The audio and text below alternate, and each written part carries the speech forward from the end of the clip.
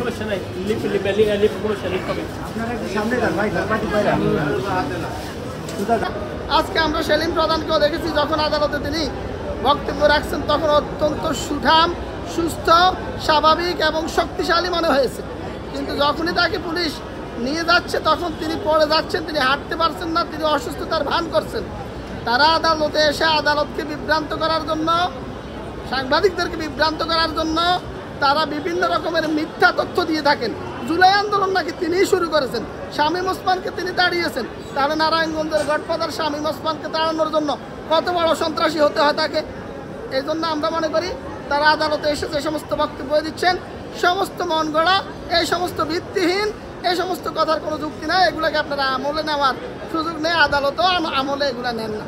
আমি বলেছি যে সেলিম প্রধান নন, এখানে প্রত্যেকটা আসামি, কামরুল ইসলাম, কামাল মজুমদার, দীপু মনি সহ প্রত্যেকটা আসামি যখন এখানে আসে, পলক, ব্যারিস্টার সুমন, প্রত্যেককেই তারা এমনভাবে তাদেরকে সাবমিট করে আদালতের কাছে। মানে আদালত, আমরা তো এখান থেকে বের হয়ে, আদালত থেকে বের হয়ে জেলখানা পর্যন্ত যেতে শেষ হয়ে যাবে। আসলে বিষয়টা এরকম না। পরের ডেটে যখন আবার আসে বা আদালত থেকে বের হয়ে নিচে এসে আপনাদেরকে বলে যে বিভিন্ন রকমের কুরুচিপূর্ণ মন্তব্য তারা করে এবং তারা বলে যে তারা এখন অভ্যস্ত হয়ে গেছে।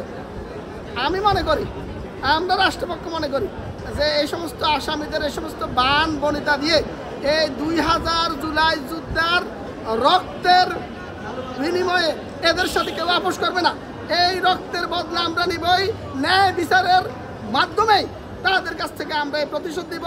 আপনারা ইতিমধ্যে অবগত হয়েছেন, যে সেক্টরে থাকুক, যে বাহিনীতে থাকুক, প্রত্যেকটা ব্যক্তিকে আদালতে এনে বিচারের আওতাধীন করে ন্যায় বিচার নিশ্চিত করা হবে। কেউ অবিচার পাবে না। প্রত্যেকটা ব্যক্তি যে যতটুকু অপরাধ করেছে ততটুকুর সাজাই পাবে। সময় এরা সুস্থ মস্তিষ্কের মানুষ না। আওয়ামী লীগ করে তারা কেউ সুস্থ মস্তিষ্কের মানুষ না। তাহলে এই দেশের এত 40,000 নাগরিককে এরা পঙ্গুত্ব বরণ করতে হতো না। 2000 নিরীহ নিরস্ত্র ছাত্র জনতাকে প্রাণ দিতে হতো না।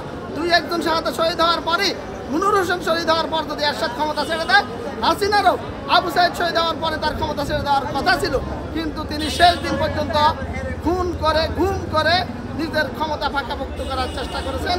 সেটা সম্ভব হয় নাই। আগামীতে এই রকমের কোনো ফ্যাসিস্ট বাংলাদেশে আর আসতে পারবে না। এগুলার কোনো ভিত্তি নাই।